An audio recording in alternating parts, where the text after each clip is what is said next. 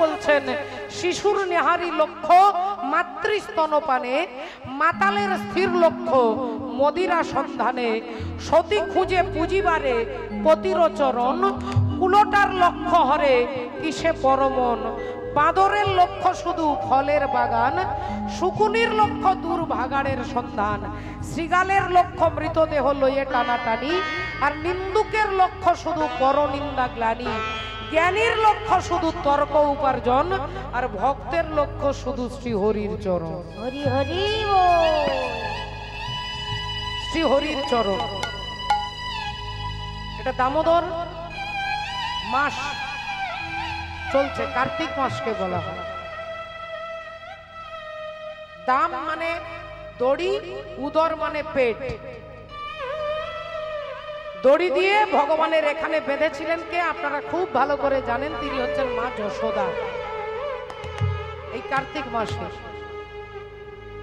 দুর্গা পূজার একাদশী থেকে, দশমীর পরে একাদশী থেকে রাস পূর্ণিমার আগে যে একাদশী, অনেক ভক্তরা সেই দামোদর ব্রত পালন করেন, আবার অনেকে কার্তিক মাসে করেন, আবার অনেকে পূর্ণিমা থেকে পূর্ণিমা পর্যন্ত, কোজাগরী লক্ষ্মী পূর্ণিমা থেকে রাস পূর্ণিমা পর্যন্ত এই দামোদর ব্রতটাকে যাকে নিয়ম সেবা বলা হয়, অর্থাৎ নিয়ম করে ভগবানের সেবা অর্চনা করা।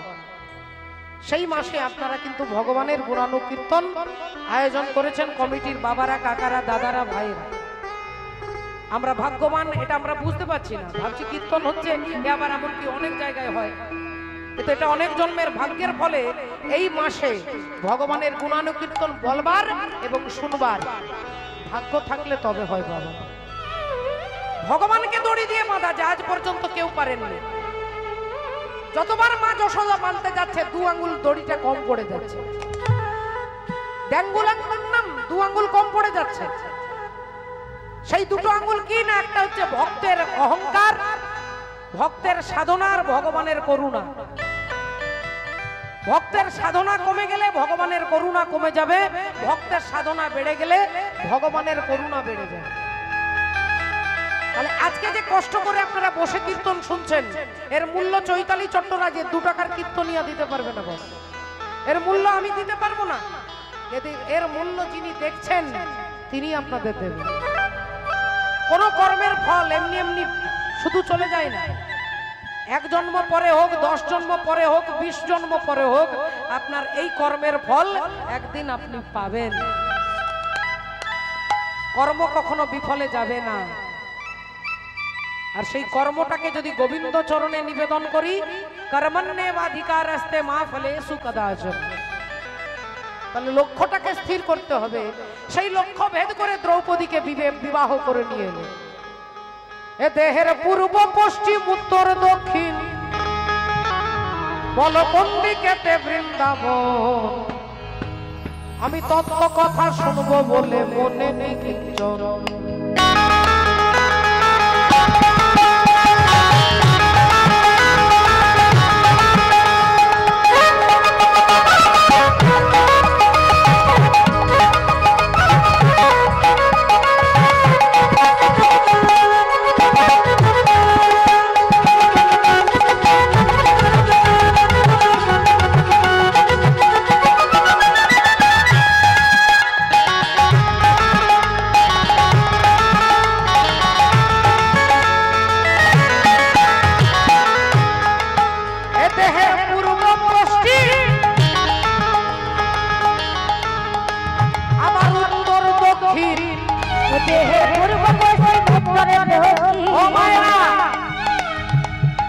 দেখুন, এদিকটা পূর্ব দিক, এদিকটা পশ্চিম দিক।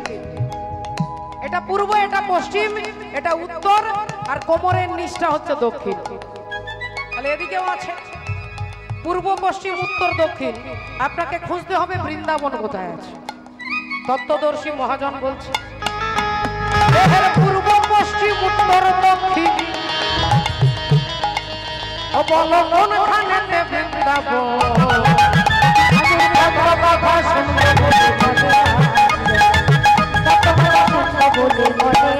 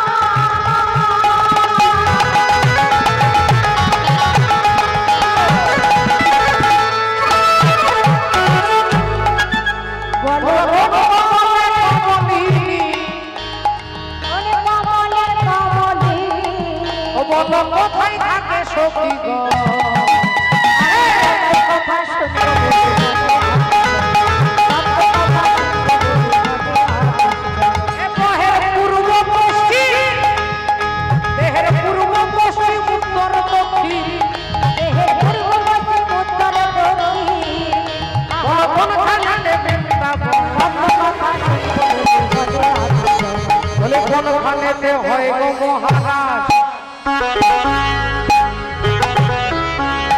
চূড়া মধ্যে চূড়ামণি ব্রহ্ম পাশে স্থিতি, আট মধ্যে মহাবিষ্ণু করে নবসতী। চক্ষুতে শ্রী কালা চাঁদ করিতেছে ধ্যান, নাসিকাতে নিত্যানন্দ করে মধুপান। কর্ণেতে চৈতন্য গোসাই হয়ে সাবধান, মুখেতে ভদ্রাক্ষ বসি 32 যোগান। জিহ্বাতে নারদ মুনি বাজাই কোন্দল, জিহ্বা নিচে বসে নদী গয়া গঙ্গা জল। আলি জিহ্বায় সরস্বতী, বামেতে শ্রীরাম, কণ্ঠেতে শ্রীকানাই, বাহুতে বলরাম।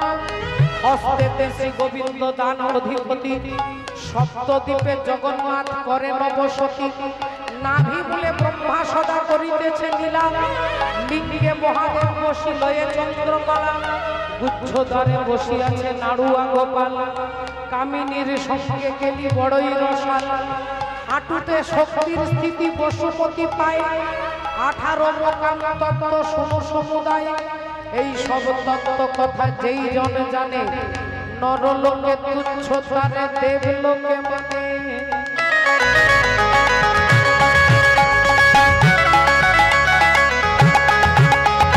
কোনখানেতে হয় গো মহারাজ, আর কোনখানেতে রাধা কৃষ্ণ সদা করে বাস। কোনখানেতে রাধা কৃষ্ণ সদা করে বাস, কোনখানেতে রাধা কৃষ্ণ সদা করে বাস। ওই আমি জানব বলে অভিনয় করে বলা মা।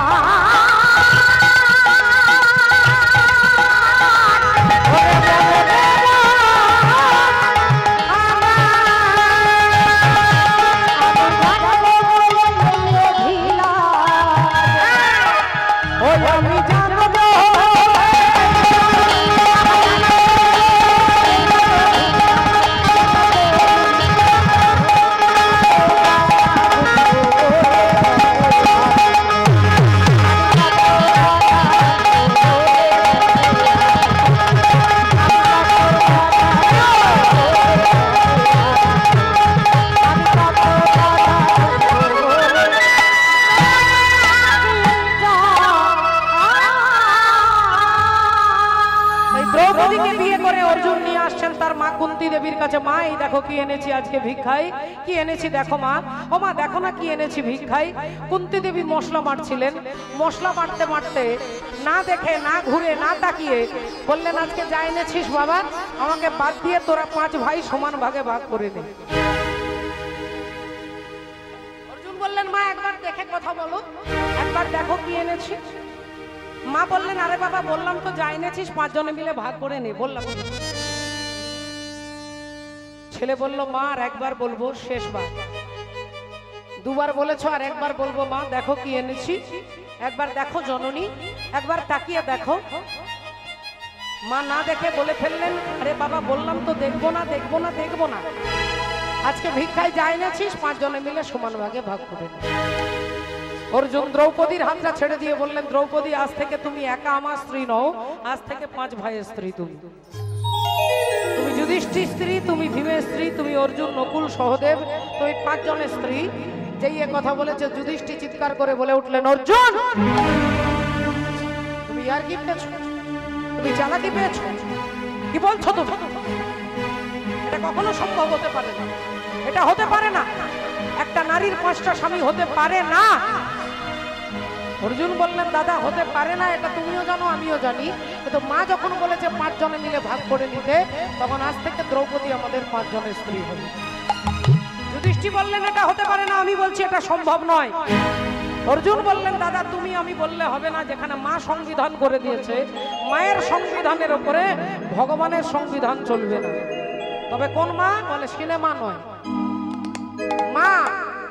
মা শ্রীগাল, কুকুর, ছাগল, ভেড়া সকলেই মা হতে পারে, কিন্তু মা বলে যিনি কৃষ্ণ ভক্তি পরায়ণা, যিনি সতী সাধ্বী রমণী, সেই মায়ের কথার উপরে ভগবানের কথা চলবে না, ভগবানেরও কথা চলবে না। যিনি পরম ভক্তা, যিনি আরাধিকা, তিনি সতী নারী, তিনি যেখানে বলে দেবে সেখানে ভগবানও কলম চালাতে পারবে না। যুধিষ্ঠির বললেন, এটা হতে পারে না। অর্জুন বললেন, দাদা এটাই হবে, দুই ভাইয়ের মধ্যে তর্ক হচ্ছে। এমন সময় অন্তর্যামী শ্রী গোবিন্দ অন্তরে জানিয়া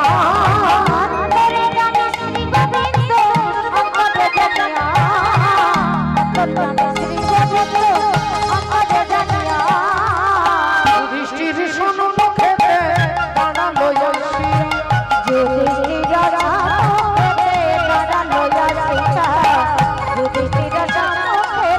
দাঁড়ালো ব্যাপারটা কি? এত চিৎকার, এত গন্ডগোল, এত চেঁচামেচি, কারণটা কি? যুধিষ্ঠির বললেন দেখো না ও কৃষ্ণ অর্জুন কিরকম উদ্ভট কথা বলছে। অর্জুন বললেন কৃষ্ণ আজকে তুমি যা বলবে তাই হবে। আমি বলেছি দ্রৌপদী আমাদের 5 জনের স্ত্রী। যুধিষ্ঠির দাদা বলছে এটা হতে পারে না। ভগবান এক মুহূর্তের জন্য চোখটা বন্ধ করে নিলেন। চোখ বন্ধ করে ধীরে ধীরে চোখ খুলতে খুলতে হাসতে হাসতে বলছে অর্জুন তুমি যা বলেছো তাহাই সত্য।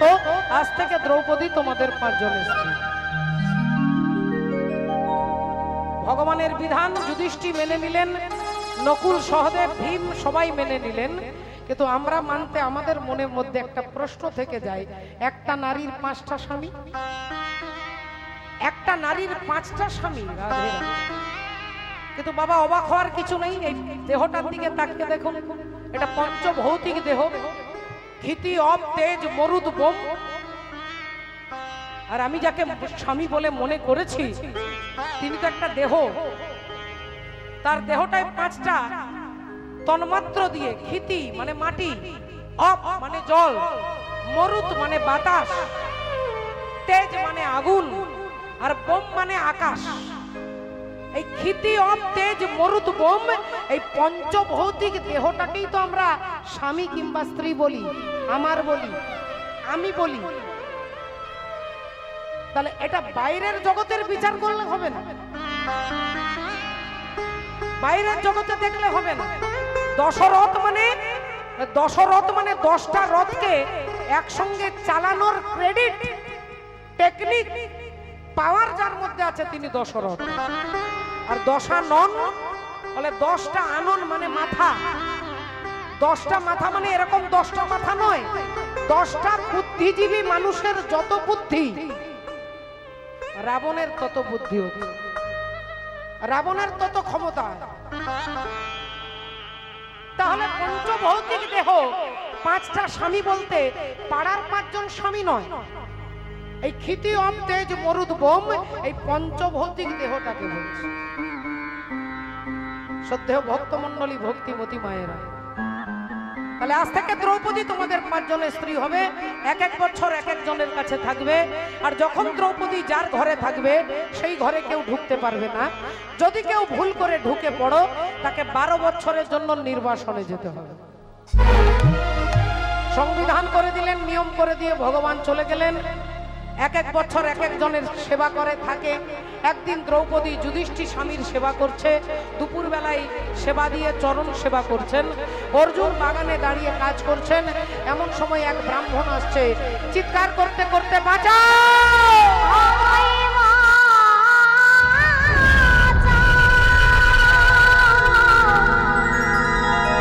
অর্জুন আমায় বাঁচাও, বাঁচাও, বাঁচাও, অর্জুন আমায় বাঁচাও। অর্জুন চমকে উঠলেন। দেখ এক বেদজ্ঞ ব্রাহ্মণ থরথর করে কাঁপছে, চোখ দিয়ে ঝরঝর করে জল পড়ছে, চুলগুলো এলোমেলো করে খোলা, চুলগুলো সারা মাথাতে ধুলোবালি লেগে আছে। ব্রাহ্মণ ছুটে এসেছে অর্জুনের কাছে, অর্জুন আমি বড় বিপদে পড়েছি, তুমি আমাকে সাহায্য করো অর্জুন। আমার জীবনের একমাত্র অবলম্বন আমার গাভী মাতা, একটা আমার গরু, আর সেই গরুটাকে একটা বাঘ টানতে টানতে নিয়ে চলে যাচ্ছে। আমার জীবনের সার, আমার জীবনের অবলম্বন ওই গাভী মাতা, আর ওই গাভী মাতাকে বাঁচানোর দায়িত্ব তোমার, তুমি ক্ষত্রিয়, আমার গরুটাকে বাঁচাও অর্জুন। অর্জুন বললেন দেখুন আপনার সমস্যা আমি শুনলাম, আপনার সমস্যা আমি বুঝলাম, আপনার দুঃখটাকেও বুঝবার চেষ্টা করলাম, কিন্তু এই মুহূর্তে আমার করার কিছু নেই, কারণ আমার যে গান্ডীব ধনুক, সেই গান্ডীব ধনুকটা ওই ঘরে রয়ে গেছে, যে ঘরে এখন বর্তমানে দাদা যুধিষ্ঠির আর দ্রৌপদী রয়েছে। ওই ঘরে তো ঢোকা যাবে না। তাহলে ঢুকলে কি হবে না, 12 বছরের জন্য নির্বাসনে চলে যেতে হবে, সবাইকে ছেড়ে দিয়ে চলে যেতে হবে। ব্রাহ্মণ বললেন, তাহলে তুমি কেমন ক্ষত্রিয়? নিজের স্বার্থের জন্য তুমি একজনকে সাহায্য করবে না? ক্ষত্রিয় ধর্মই হচ্ছে অপরকে সাহায্য করা। বিভীষণ এসেছিলেন ভগবান রামচন্দ্রের কাছে, দিনের বেলায় নয়, বিকেল বেলায় নয়, দুপুর বেলা নয়, রাত্রি বেলায়, রাত্রি 2:30টার সময়। রাবণ হচ্ছে যার প্রধান শত্রু, সেই রাবণের ভাই হচ্ছে বিভীষণ। আর সেই বিভীষণ এসেছে রাত্রি বেলায়। রামচন্দ্রকে লক্ষণ বলছে, দাদা ওকে বিশ্বাস করবে না। লক্ষণ বলছে বিশ্বাস করবে না, সুগ্রীব বলছে বিশ্বাস করবে না। ও রাবণের ভাই, তোমার শত্রুর ভাই, ও এসেছে চালাকি করে এখানে কিছু দুর্ঘটনা ঘটানোর জন্য, তুমি ওকে বিশ্বাস করবে না প্রভু। তো রামচন্দ্র কি বলেছিলেন? বললেন, ক্ষত্রিয় ধর্মই হচ্ছে শৌর্যং তেজ ধৃতির দাক্ষং যুদ্ধে চাপ্য পলায়নম দানমিষ্টর ভাবশ্চ ক্ষত্রং ধর্ম স্বভাবজম। ক্ষত্রিয় ধর্মই হচ্ছে অনাশ্রয়কে আশ্রয় দেওয়া। তাই প্রয়োজনে লক্ষণ আমি তোমাকে ত্যাগ করতে পারি, প্রয়োজনে সুগ্রীব তোমাকে ত্যাগ করতে পারি, কিন্তু ধর্মকে ত্যাগ করতে পারবো না। কারণ বিভীষণ এসেছেন আমার চরণে শরণাগত হতে, আমি তাকে শরণাগতি না দিয়ে তাড়িয়ে দিতে পারবো না। এটা ক্ষত্রিয়ের ধর্ম নয়। তাহলে অর্জুন, তুমি ক্ষত্রিয়ের ধর্ম লঙ্ঘন করছো। অর্জুন ব্রাহ্মণের পায়ে ধরে বলছে, আমাকে ক্ষমা করুন, আমি কিছুক্ষণের জন্য ভুলে গিয়েছিলাম, আপনি একটু দাঁড়ান। মুহূর্তের মধ্যে ওই ঘরের ভেতরে ঢুকে গান্ডীব ধনুকটাকে নিয়ে অর্জুন বেরিয়ে পড়লেন, বাঘটাকে হত্যা করে গাভী মাতাকে ব্রাহ্মণকে ফিরিয়ে দিলেন। ব্রাহ্মণ আশীর্বাদ করলেন। অর্জুন দেখলেন কাজ শেষ হয়ে গেছে, এইবার 12 বছরের নির্বাসনে যেতে হবে। কিরকম ধর্ম অবলম্বী দেখুন। অনেক অজুহাত তিনি দিতে পারতেন, কিন্তু অর্জুন দাঁড়ালেন দাদা যুধিষ্ঠির কাছে, আমি চলে যাই, আমি চলে যাই,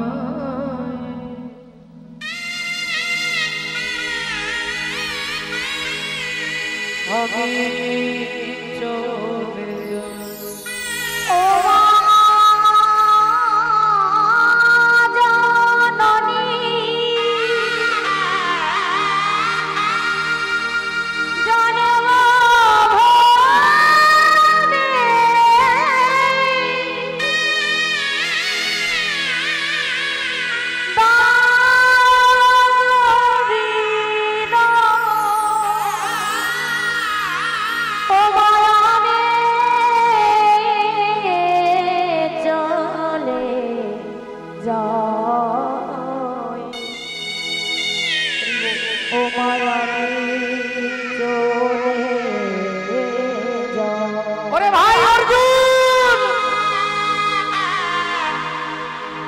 যাস না ভাই, যাস না, যাস না, যাস না। তুই কোনো অন্যায় করিসনি, তুই এক ব্রাহ্মণকে সাহায্য করবার জন্য এই ঘরে ঢুকেছিস, তুই এক গাভী মাতাকে রক্ষা করবার জন্য ঘরে ঢুকেছিস। তুই কোনো অন্যায় করিসনি ভাই, তুই যাস না। আমি বলছি তোর কোনো দোষ নেই, তুই যাস না। অর্জুন বললেন, দাদা যারা দেশে নিয়ম তৈরি করে তারাই যদি নিয়ম ভঙ্গ করে, এ রাজ্য চলবে কি করে? কোনো অজুহাত নয়, ধর্মের উপরে বিচার করতে হবে। তাই যেহেতু আমি ভুল করেছি, এই ঘরে ঢুকেছি, 12 বছর পরে তোমার সঙ্গে আমার আবার দেখা হবে। তাই অর্জুন আজকে হাঁটতে হাঁটতে বেরিয়ে যাচ্ছেন। আজ চলিতে চলিতে পথে বলি হাগবিন্দ বলি ডাকে, আজ চলে যা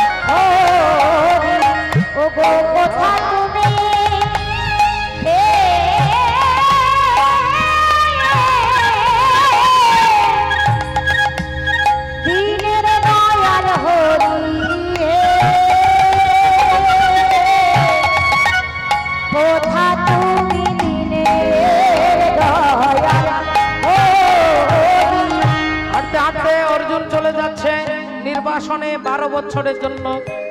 জঙ্গলে থাকতে হবে, গাছের তলায় থাকতে হবে, গাছের ফল খেতে হবে, গাছের পাতা খেতে হবে, ঝর্ণার জল খেয়ে। 1 বছর পেরিয়ে গেল, 2 বছর পেরিয়ে গেল, 5 বছর চলে গেল, দেখতে দেখতে 10 বছর পেরিয়ে গেল। অর্জুনের চেহারাটা পাল্টে গেছে, চুল বড় হয়ে গেছে, দাড়ি গোপ বড় হয়ে গেছে, নখগুলো বড় হয়ে গেছে, গায়ের রংটা পাল্টে গেছে। অর্জুন দেখলেন আর বাকি আছে 2 বছর। 2 বছর হলে আমি আবার দাদার সঙ্গে দেখা হবে, এই ভেবে অর্জুন দেখতে দেখতে আরেকটা বছর পার করে ফেললেন। নিজের অজান্তে, নিজেই জানে না হাঁটতে হাঁটতে কখন চলে এসেছে মণিপুর রাজ্যে। হাঁটতে হাঁটতে চলে এসেছে মণিপুর রাজ্যে। এখন তিনি তো জানে না যে এটা মণিপুর রাজ্য। তিনি ক্লান্ত হয়ে একটা গাছের তলায় নিজের হাতের উপরে মাথাটা রেখে বিশ্রাম করছে। হাতের উপরে মাথাটা রেখে এই মাটিতে তিনি শুয়ে পড়েছেন, ঘুমিয়ে গেছেন। আর সেই অবস্থায় মণিপুর রাজ্যের রাজা হচ্ছে চিত্রভানু রাজা। সেই চিত্রভানু রাজার একমাত্র মেয়ে, যার নাম হচ্ছে চিত্রাঙ্গদা। তিনি জাতিতে নারী, কিন্তু তিনি সেজেছেন পুরুষ। ধুতি পাঞ্জাবি পরেছে, রাজার পোশাক পরেছে, লম্বা লম্বা চুলগুলোকে খোপা বেঁধে আর মাথায় মুকুট দিয়েছে, যাতে চুলটা না দেখা যায়। মাথায় বড় একটা মুকুট দিয়েছে, সুন্দর ধুতি পাঞ্জাবি পরে, পিঠে রয়েছে ধনুর্বাণ, কোমরে রয়েছে তলোয়ার, ঘোড়ার পিঠে চেপে মা চিত্রাঙ্গদা তিনি টকবক টকবক করে ঘোড়া ছুটছে। আর ঘোড়া ছুটতে ছুটতে ছুটতে এমন সময় একটা জায়গায় এসে হঠাৎ করে দাঁড়িয়ে গেছে। চিত্রাঙ্গদা ডান দিকে তাকিয়ে দেখছে কেউ নেই, বাঁ দিকে দেখছে কেউ নেই, সামনে পেছনে কেউ নেই। তাহলে ঘোড়াটা দাঁড়িয়ে গেল কেন? হঠাৎ ভালো করে দেখতে গিয়ে দেখলেন রাস্তার মাটির ওপরে একজন ভদ্রলোক শুয়ে আছে, হাতের ওপরে মাথা রেখে শুয়ে আছে। চিত্রাঙ্গদা বলে উঠলেন, এই যে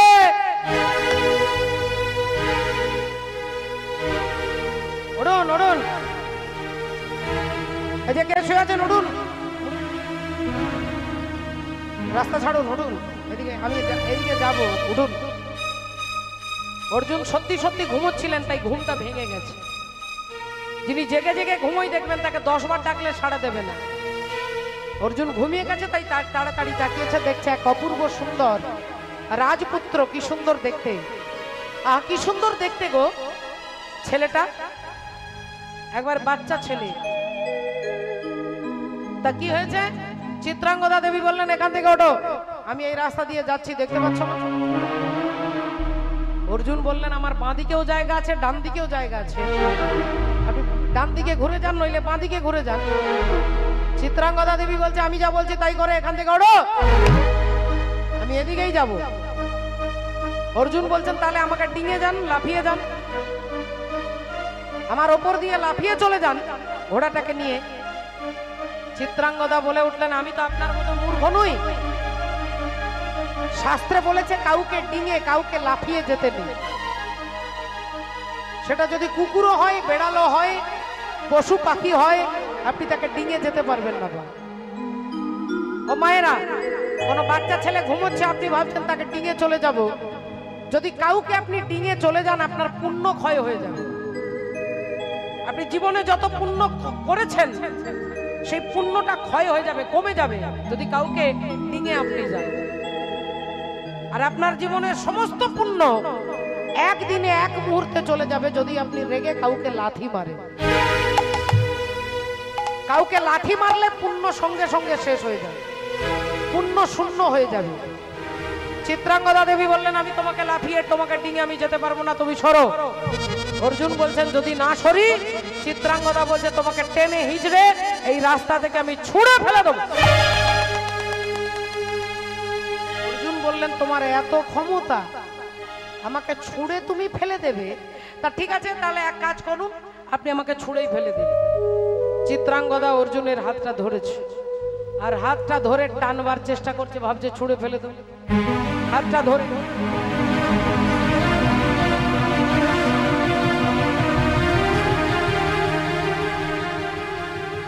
বারবার চেষ্টা করছে, এক চুল নড়াতে পারছে না। মাননীয় ভক্তমণ্ডলী, ভক্তিমতী মায়েরা,